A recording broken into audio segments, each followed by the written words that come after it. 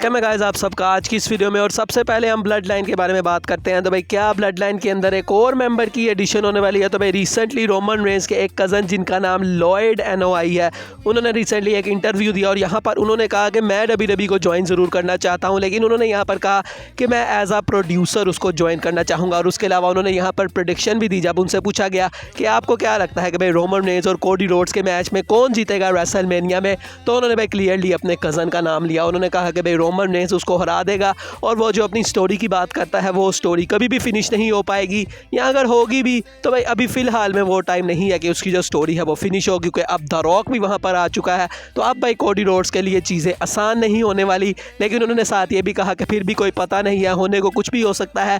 लेकिन उन्होंने अपने यहाँ पर जो प्रेडिक्शन है वो भाई अपने कज़न रोमन रेंस के लिए ही रखी है। भाई रोमन रेंस ने जिस तरह लास्ट ईयर हरा दिया था कोडी रोड्स को रेसलमेनिया के मेन इवेंट में, तो भाई इस बार भी वो वही सेम चीज़ करेगा। तो देखते हैं बहरहाल भाई क्या होता है रेसलमेनिया 40 में। अगली स्टोरी ब्रॉक लेसनर से जुड़ी है। भाई ब्रॉक लेसनर के जो कांड चल रहे हैं भाई हम सबको वो पता है। तो अब भाई जो डब्ल्यूडब्ल्यूई की गेम है 2K24 उसके बारे में जो ब्रॉक लेसनर का रीसेंट स्टेटस है वो अब भाई आया है यहाँ पर। और भाई ऐसा बताया गया है कि गेम के अंदर ब्रॉक लेसनर को फीचर ज़रूर किया गया है, लेकिन भाई जो ब्रॉक लेसनर है वो आप एज अ ब्रॉक लेसनर खेल नहीं पाएंगे उस गेम को। मतलब उन्होंने यहाँ पर कहा कि भाई जब ये सारी चीज़ें जो है वो बाहर आई, ये स्कैंडल्स वगैरह, तब काफ़ी लेट हो चुका था। डब्ल्यूडब्ल्यूई का इरादा यही था कि भाई वो ब्रॉक लेसनर को कम्प्लीटली रिमूव कर दें, लेकिन भाई वो चीज़ें जब हुई तो भाई वो काफ़ी देर हो चुकी थी तब तक।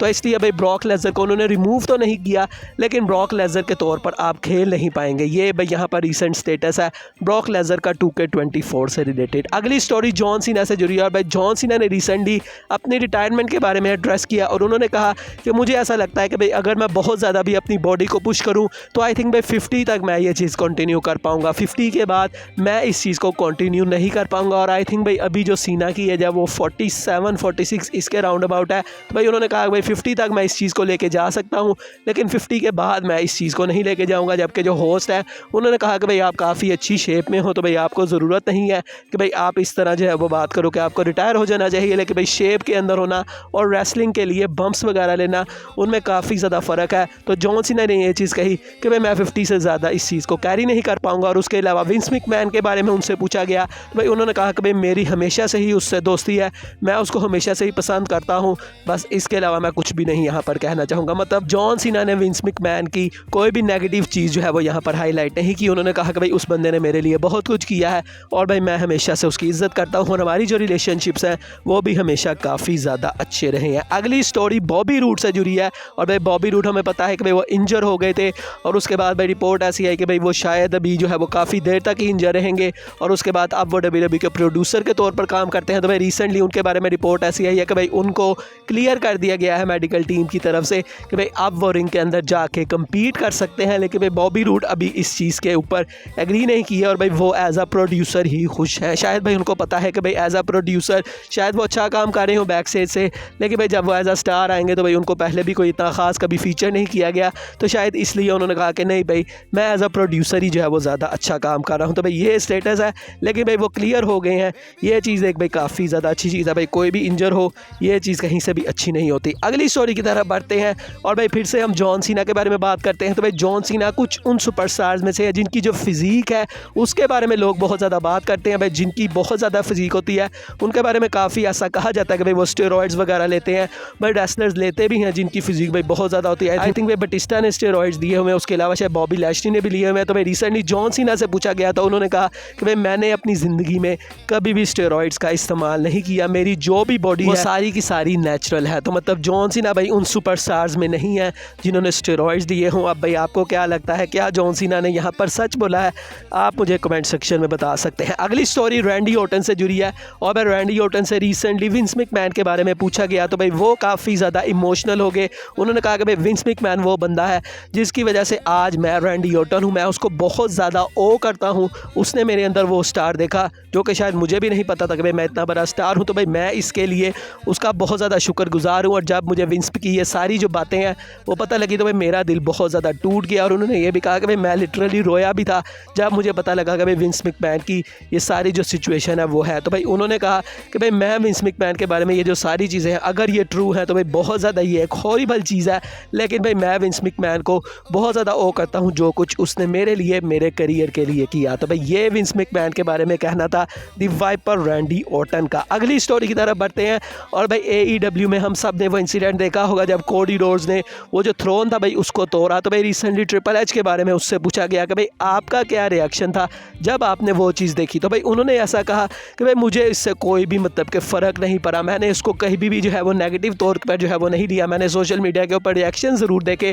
कि भाई फैंस किस तरह से उसके बारे में बात कर रहे हैं, लेकिन भाई मैंने कभी भी उसको इस अंदाज से जो है वो नहीं लिया। अगर मैं कोडी रोड्स की जगह होता तो मैंने भी वही सेम चीज़ की होती जो कि कोडी रोड्स ने की। तो भाई कोडी रोड्स के लिए उनके दिल में कोई भी ऐसी फीलिंग नहीं है कि हाँ भाई कोडी रोड्स ने मुझे मौका किया था। भाई आपको अगर इस इंडस्ट्री में अपना नाम बनाना है तो आपको इस तरह से कुछ ना कुछ चीज़ें करनी पड़ती हैं। तो इसलिए भाई ट्रिपल एच ने इस बात का ज़रा भी बुरा नहीं माना कि कोडी रोड्स ने उनको मौका किया। उन्होंने कहा कि भाई अगर मैं भी उसकी जगह होता तो मैं भी यही चीज़ करता। अगली स्टोरी की तरफ बढ़ते हैं और भाई रकेल रोड्रिगस की ये आप पिक्चर देखें तो भाई रिसेंटली हमें पता है कि भाई वो ऑफ हो गई थी स्क्रीन से।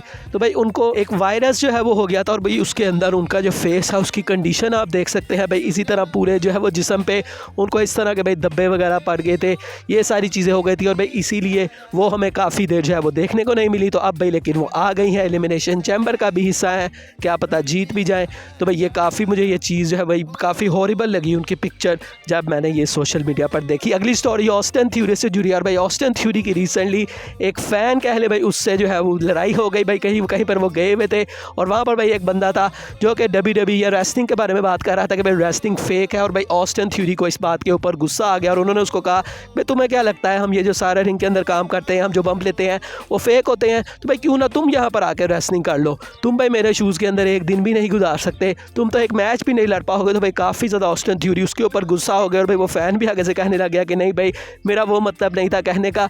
लेकिन भाई यहाँ पर जो ऑस्टिन थ्यूरी है उन्होंने काफ़ी ज़्यादा इस चीज़ को जो है वो लिया कि भाई तुमने कैसे कह दिया कि भाई ये जो रेसलिंग है ये फेक है। तो भाई इस तरह से जो ऑस्टिन थ्यूरी है उनकी भाई जो फ़ैन है उसके साथ जो है वो लड़ाई हुई और भाई ऐसे होता भी है। भाई अक्सर फैंस इस तरह से कह देते हैं कि हाँ भाई रेसलिंग क्या है ये तो फेक है, जबकि भाई जो लोगों को इंजरीज़ होती है सब कुछ फेक नहीं होता, स्क्रिप्टेड होता है लेकिन कुछ भी फेक नहीं होता। भाई ये चीज़ हम सबको जो है वो जान लेनी चाहिए। तो बहरहाल भाई इसके बारे में क्या कर सकते हैं, भाई ये चीज़ें चलती रहती हैं। आज की फाइनल स्टोरी की तरफ बढ़ते हैं और भाई द रॉक के एलिमिनेशन चैम्बर के स्टेटस के बारे में अब हम बात करते हैं। तो भाई इसके बारे में ट्रिपल एच ने रिसेंटली बात की और उन्होंने यहाँ पर कहा you are not going to see the rock at elimination chamber. उन्होंने कहा कि भाई मुझे पता है कि भाई लोग उसको देखना चाहते हैं लेकिन भाई हमारे पास जो शो है वो ऑलरेडी बहुत ज़्यादा बड़ा है और भाई अगर हम इतना बड़ा शो लेके आ रहे हैं तो भाई कोई भी बंदा द रॉक को मिस ही नहीं करने वाला, ऐसा कहना था मतलब ट्रिपल एच का। तो मतलब यहाँ से उन्होंने अपनी वो जो द रॉक के साथ उनकी चल रही है भाई स्टोरी लाइन उसको यूज़ किया है। वरना भाई ट्रिपल एच ये कहते हैं कि हाँ भाई हम शो काफ़ी ज़्यादा बड़ा है तो शायद भाई द रॉक की कमी तो महसूस होगी लेकिन भाई द रॉक आ नहीं सकते। लेकिन उन्होंने यहाँ पर कहा कि भाई द रॉक की कमी भी किसी को महसूस नहीं होगी, हाँ उसका शेड्यूल भी इस तरह का है लेकिन उसके अलावा भी जो लोग हैं भाई उसको मिस ही नहीं करेंगे। इसलिए भाई मैं लोगों को कोई ऐसी उम्मीद नहीं देना चाहता कि भाई लोग उम्मीद लगा के बैठ जाए कि हाँ भाई द रॉक आएंगे द रॉक आएंगे और उसके बाद द रॉक ना आए। तो उन्होंने कहा कि भाई द रॉक नहीं आने वाले एलिमिनेशन चैम्बर के लिए। तो भाई यहाँ पर काफ़ी चीज़ें हैं जो कि अनफॉर्चुनेट होती हैं और भाई ये भी उसी में से है कि द रॉक एलिमिनेशन चैम्बर में नहीं आने वाले। अब भाई जिस तरह से ट्रिपल एच ने बोला है कि कोई भी बंदा मिस नहीं करने वाला द रॉक को, तो यहाँ से मुझे तो ऐसा लग रहा है कि भाई ट्रिपल एच ने थोड़ा सा हिंट दिया है कि वो ये सिर्फ एक स्टोरी लाइन की बेस के ऊपर इस तरह की बातें कर रहे हैं और एक्चुअल में शायद द रॉक हमें एलिमिनेशन चैम्बर में देखने को मिल सकते हैं। अब भाई देखते हैं क्या होता है। भाई कल है एलिमिनेशन चैम्बर, इसी टाइम कल शुरू हो जाएगी, मतलब ख़त्म होने वाली होगी भाई अब तो भाई एलिमिनेशन चैम्बर में बहुत ज़्यादा मज़ा आएगा। बाकी दोस्तों आज की वीडियो यही तक थी, अच्छी लगी हो तो लाइक कीजिएगा, चैनल को सब्सक्राइब कीजिएगा। मिलेंगे नेक्स्ट वीडियो में, तब तक के लिए अल्लाह हाफिज़।